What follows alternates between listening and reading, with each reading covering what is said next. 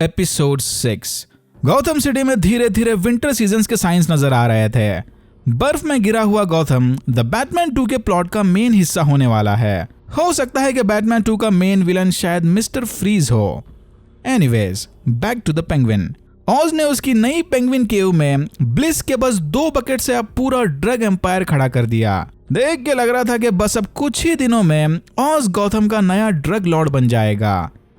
Underground trolley tunnels network के जरिए ऑज के आदमियों ने धीरे धीरे ब्लिस को शहर के हर एक कोने में पहुंचा दिया।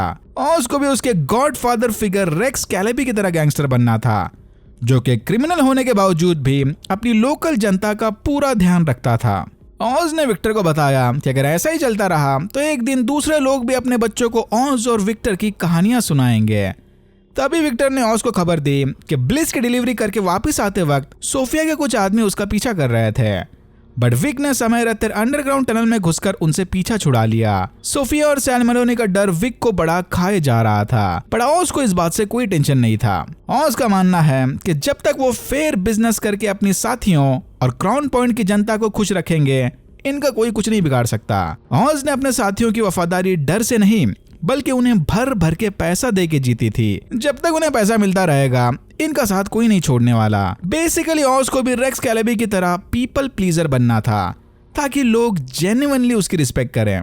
दूसरी तरफ जिगांटे मैंशन में सोफिया जूलियन के साथ मस्त बीडीएसएम करने में लगी हुई थी। जूलियन को बांध काट कर उसके मजे लेने के बाद सोफिया बाहर खाना खाने चली गई। जाने से पहले जूलियन ने सोफिया को बताया कि वो आर्खम में सीखे स्पेशल मेथड्स की मदद से सोफिया की ऑज को टॉर्चर करने में मदद कर सकता है। बाहर सैल दोनों के लिए डिनर बना रहा था, मारोनियस की स्पेशल फैमिली रेसिपी। खाना खाते वक्त सैल को फिर से एक बार नाडिया और एल्बर्टो की याद आई, क्योंकि ये डिश दोनों को बहुत पसंद थी। यही सोफिया ने सैल को बताया कि उनके एक आदमी ने विक्टर को ब्लिस ड्रग डिलीवर करते हुए देखा था, बट फिर अचानक से विक्टर कहीं गायब हो गया। सैल ने सोफिया को वार्निंग दी कि वो लोग ऑज को अंडर एस्टिमेट नहीं कर सकते।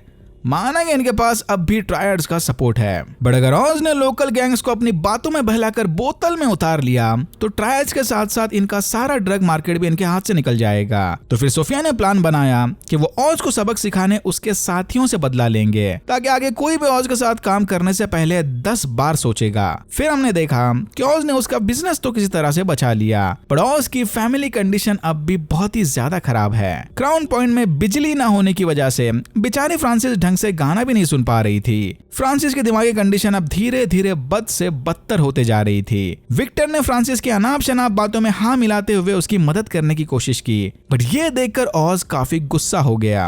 ऑज को ये चीज बिल्कुल पसंद नहीं कि कोई बाहर का पर्सन इसके फैमिली मैटर में ना कड़ाए। अपनी फैमिली को लेकर ऑज की इनसिक्योरिटीज देखकर विक भी थोड़ा चौंक गया। तभी ऑज को खबर मिली कि जिगांटे गैंग ने ऑज के साथी सुलिवन गैंग के कुछ मेंबर्स को मार के उनके बॉडीज पब्लिक डिस्प्ले पर लटका दिए थे। मरे हुए गैंग मेंबर्स ऑज के कहने पर ब्लिस का बिजनेस कर रहे थे, और उनके कटे हुए थंब इस बात की साफ निशानी है कि यह मैसेज सीधा ऑज के लिए था। सोफिया का यह वायलेंट तरीका मानो काम कर गया।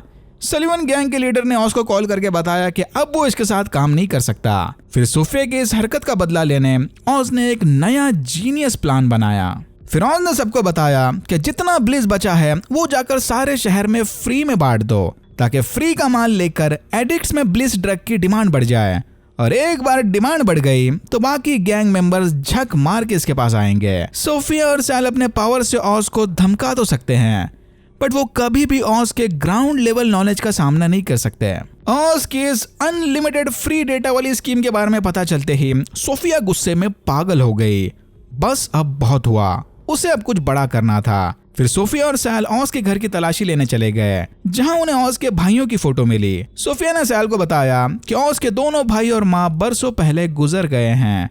उनमें से अगर कोई अभी जिंदा होता तो ये उसे मारकर ऑज से बदला ले लेते, बट अनफॉर्चुनेटली ऑज के पास अभी कोई अपना सगा नहीं बचा। एटलीस्ट इन्हें तो ऐसा ही लगता है, क्योंकि ऑज ने फ्रांसिस के जिंदा होने वाली बात सोफिया से छुपाए रखी थी। जब सैल बाहर लिविंग रूम में तोड़फोड़ मचा रहा था, तब सोफिया बेडरूम की तलाशी लेने चली गई। बेड साइड ड्रॉअर चेक करते वक्त सोफिया को वहां ईयू के अंडरगारमेंट्स मिले। चलो, कोई तो ऐसा मिला जिसे मारकर ये शायद ऑज को परेशान कर सकते हैं। फिर सोफिया ईयू की तलाश में निकल पड़ी।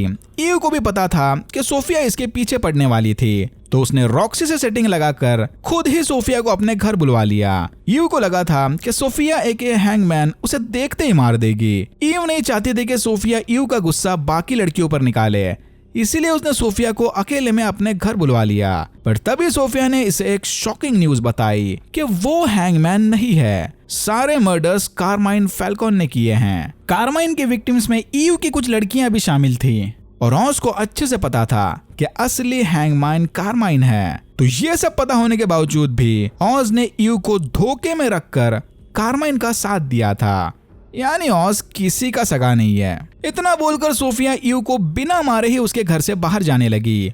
ऑज का असली रूप सामने आते ही ईव ने जाने से पहले सोफिया को उसकी लोकेशन बता दी कि ऑज फिलहाल क्राउन पॉइंट में छुपा हुआ है। फिर हमने देखा कि फ्रांसिस का डिमेंशिया अब बहुत ही नेक्स्ट लेवल पर पहुंच चुका है। ऑज ने घर जाकर देखा कि फ्रांसिस शायद पूरी रात बाथ टब के ठंडे पानी में पड़ी हुई थी। फ्रांसिस से अब ये टूटे फूटे अपार्टमेंट में रहना बिल्कुल बर्दाश्त नहीं हो रहा था।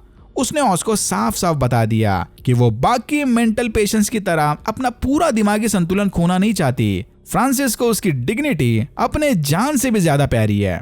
फ्रांसिस ने ऑज से वादा लिया कि अगर उसकी कंडीशन और भी ज्यादा खराब हुई तो ऑज उसे मारकर इस दर्द से हमेशा हमेशा के लिए छुटकारा दिला देगा। यह सुनकर ऑज पूरी तरह से टूट गया, बट फिर भी किसी तरह अपने इमोशंस पर काबू पाकर ऑज ने फ्रांसिस की ये शर्त मान ली। दूसरी तरफ स्क्विड ने विक को धमकी दी कि अगर उसने स्क्विड को भी ऑज के बिजनेस में शामिल नहीं किया तो वो सारी खबर जाकर ऑज के दुश्मनों को दे देगा। विक ने स्क्विड को पैसा खिलाकर उसका मुंह बंद करने की कोशिश की, बट नहीं, स्क्विड को तो ब्लिस बिजनेस का पार्ट बनना था। पहले तो इस सिचुएशन में विक ऑज की मदद लेने वाला था, पर बाद में उसका मूड देखकर विक ने डिसाइड किया कि ये प्रॉब्लम वो खुद ही हैंडल करेगा। फिर विक ने स्क्विड को एक सुमसाम इलाके में बुलाकर उसे गोली मार दी। स्क्विड को अपने सामने दम तोड़ता देख विक का जबरदस्त इमोशनल ब्रेकडाउन हो गया, पर उसे अब अच्छी तरह से पता था कि now there is no going back. Victor अब पूरी तरह से 100% क्रिमिनल दुनिया में घुस चुका है। पेंगुइन केव में वापस आने के बाद विक के एक्सप्रेशंस देखकर ही ऑज समझ गया था कि वो हाल ही में स्क्विड को टपका कर आया है। ऑज ने विक को समझाते हुए कहा कि डोंट वरी, पहला मर्डर ऐसा ही फील होता है, धीरे धीरे विक को इसकी आदत पड़ जाएगी। फिर ऑज सीधा काउंसिलमैन हेटी से मिलने चला गया।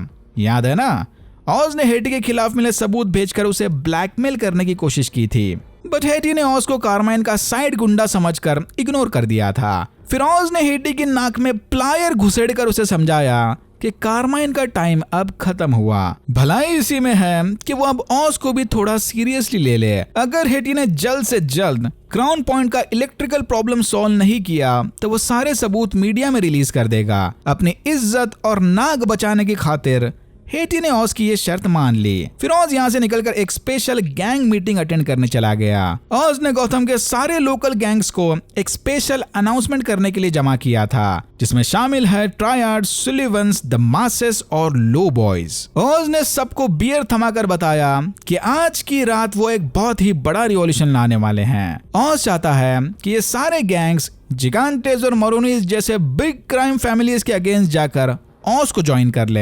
हिस्ट्री गवाह है कि ये महलों में रहने वाले बड़े माफिया बॉसेस इन छोटे गैंगस्टर्स को बिल्कुल भाव नहीं देते हैं। अगर इन्हें उन गैंग मेंबर्स की मदद करनी ही होती तो ऑज को सबक सिखाने वो बेवजह सुलिवंस के मेंबर्स को नहीं मारते। ऑज ने सबसे वादा किया कि अगर इसके साथ रहोगे तो सबको बराबर इज्जत और पैसा मिलेगा, नो भेदभाव। ऑज खुद एक मिडिल क्लास फैमिली से आया है तो उसे अंडरडॉग होने के बारे में सब कुछ पता है। पहले तो सबको ऑज की बात पर थोड़ा डाउट था। अपनों को धोखा देना ऑज की मानो स्पेशलिटी है, बट फिर भी ऑज की बातों में दम तो है। सैन और जिगांटेस का साथ देकर इन्हें क्या नया मिलेगा? ये लोग फिर से उसी पुरानी घिसी पिटी हसल वाली जिंदगी में घुस जाएंगे। पर अगर ऑज का साथ दिया तो सारे गौथम पर इक्वली राज करने का चांस मिलेगा। तो सबने लीप ऑफ फेथ लेकर बियर कैंस ओपन करते हुए ऑज का ऑफर एक्सेप्ट कर लिया। और इस तरह बस एक मीटिंग ने ऑस्कॉप को एक हसलर से गौथम सिटी का नया अंडरग्राउंड किंगपिन बना दिया। ऑलमोस्ट, क्योंकि कहानी अभी बाकी है। तभी क्राउन पॉइंट में इलेक्ट्रिसिटी भी वापस आ गई, इंडिकेटिंग कि ऑज का हेटी को धमकाना काम कर गया। पावर के वापस आते ही फ्रांसिस और विक्टर रिकॉर्ड प्लेयर चालू करके खुशी में डांस करने लगे। फ्रांसिस खुशी के मारे चिल्ला चिल्ला कर बोल रही थी कि आखिर उसके बेटे ऑज ने कर दिखाया। ऑज डिड इट। बट ये नहीं जानते थे कि सोफिया ऑज को ढूंढते हुए इनके घर तक पहुंच गई है। सोफिया हाथ में क्रोबार लेकर दरवाजे में खड़ी फ्रांसिस और विक को डांस करते हुए देख रही थी। फ्रांसिस की बातों से ये साफ जाहिर हो रहा था कि ये ऑज की मम्मी है। यानी सोफिया को फाइनली अब ऐसा पर्सन मिल गया जिसे मारकर वो ऑज से बदला ले सकती है। और यहाँ होता है एपिसोड 6 खत्म। One of the best episodes. वैसे तो ऑलमोस्ट सारे एपिसोड्स एक से बढ़कर एक थे, बट ये वाला एपिसोड ऑज एके पेंगुइन के कैरेक्टर डेवलपमेंट के लिए बहुत ही ज्यादा इंपॉर्टेंट था। लोकल गैंग्स को अपने साथ शामिल करके ऑज ऑलरेडी काफी पावरफुल बन चुका है। उसमें अगर सोफिया ने जोकर स्टाइल में फ्रांसिस का मर्डर कर दिया तो पता नहीं ऑज गुस्से में क्या कर देगा। Alright, that's it for now. अगर आपको वीडियो अच्छा लगा तो please like share and subscribe for more videos like this. मैंने ऐसे और भी वीडियोस बनाए जिनके लिंक्स आपको डिस्क्रिप्शन बॉक्स में मिल जाएंगे। Thank you very much for watching and I'm hoping to see you in my next one.